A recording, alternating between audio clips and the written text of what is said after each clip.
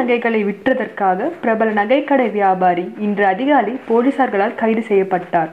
புதிய தலைமுறை செய்திகளுக்காக சாத்தூரிலிருந்து உங்கள் பாரதி.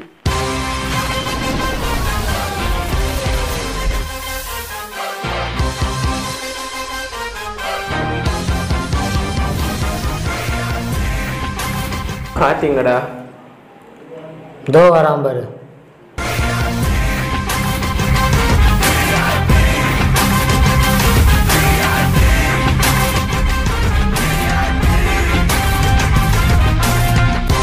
ஹைடா ஹைடா ரொம்ப நாள் கேட்டுருந்தேன். இந்தா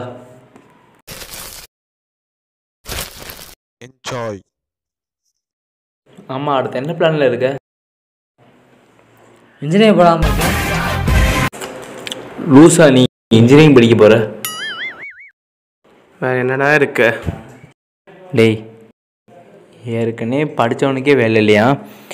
நீ என்ன போய் கழட்ட போகிற? பேசாமல் வேறு ஏதாவது படிப்பியா? வேறு என்ன எடுக்க? எனக்கு குழப்பாதடா. ஏன்டா எங்கெல்லாம் கேட்குறேன், நீ என்ன பண்ண போகிற?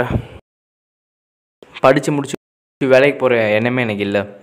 என் அப்பா பெரிய பிஸ்னஸ் மேன், அதுலேருந்து நிறைய பணம் கிடைக்கிது. நான் அந்த பணத்தை நம்புகிறேன். தட்ஸ் ஆல், அவ்வளோதான். அந்த பணம் என்னை காப்பாற்றும். பணம் எப்போ நிரந்தரம் இல்லை. நீ அது மேலே நம்பிக்கை வைக்காத. எது நிரந்தரமாக இருக்கோ அது மேலே நம்பிக்கை வை. நீ நிரந்தரமா? எது நிரந்தரம்? நிரந்தரமா? யாரா நிரந்தரம்? கடவுளான நிரந்தரம். போடா, நான் விஐபி. நீ எனக்கு மாதிரி வேலையில் பட்டதாரி இல்லை. Very important person in the society. சரி சரி விடு, அவசியமாக பார்ப்போம். நான் இன்ஜினியர் முடிச்சு வரேன்.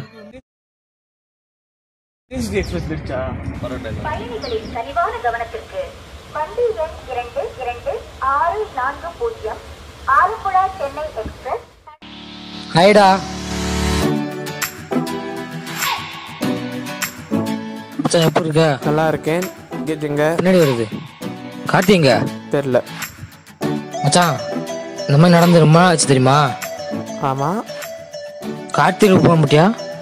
ஃபோன் பார்த்தா எடுக்க மாட்டேங்கிறான். சார் கார்த்திகை தான் குறை. ஆமாடா டேய். மச்சான் வேணாம்டா. டேய் கார்த்தி வேணாம். வேணாம்டா டேய். டேய் எந்திரிச்சு வரடா டேய். சாகவாச்சுடுறா டேய் டேய் ப்ளீஸ்டா. டேய் உனக்கு என்னடா பிரச்சனை? சொல்றா. தண்டோரத்தை தலை வச்சு படுத்துட்டு இருக்க.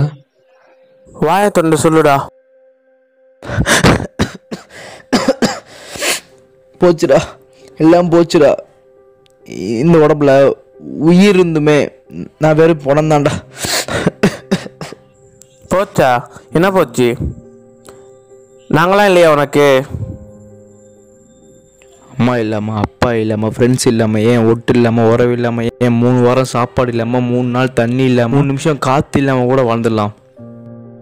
ஆனால் 3 செகண்டு நம்பிக்கை இல்லை. விஐபிடா. நீ இம்பார்ட்டன் பேசன்றா. நீ சாகணும்.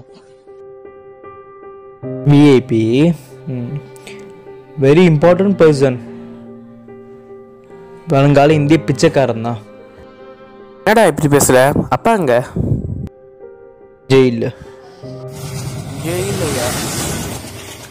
அப்பாவோட ஜுவல்லரி நல்லா தான் போயிட்டு இருந்துச்சு. நல்ல என்ன ஆனன்னு தெரில, திருட்டு நகையை யாரோ ஒருத்தன் விற்றுட்டு போயிட்டான். அதனால் மொத்த பிரச்சனை எங்களுக்கு ஆரம்பித்தது.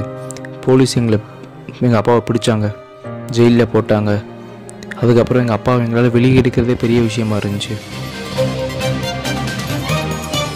திருட்டு நகைகளை விற்றதற்காக பிரபல நகைக்கடை வியாபாரி இன்று அதிகாலை போலீசார்களால் கைது செய்யப்பட்டார்.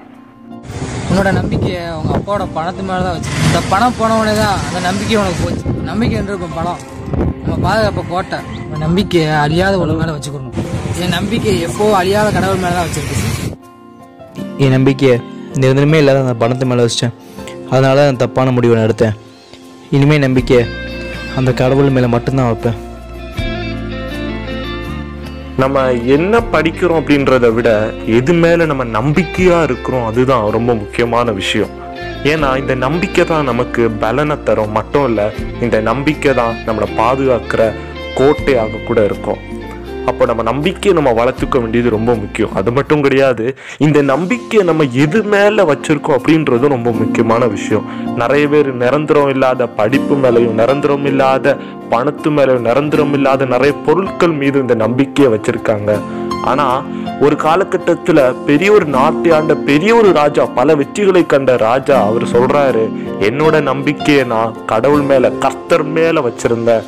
அந்த நம்பிக்கை தான் எனக்கு பலனாகவும் இருந்துச்சு, என்னை பாதுகாக்கிற கேடகமாகவும் இருந்துச்சு அப்படின்னு சொல்லிட்டு சொல்றாரு. இப்ப நம்ம நம்பிக்கையை எல்லாத்து மேலேயும் நம்ம வச்சிருப்போம், அதை எல்லாத்தையும் மாத்திட்டு கர்த்தர் மேல நம்ம நம்பிக்கை வைக்க வேண்டியது ரொம்ப முக்கியம்.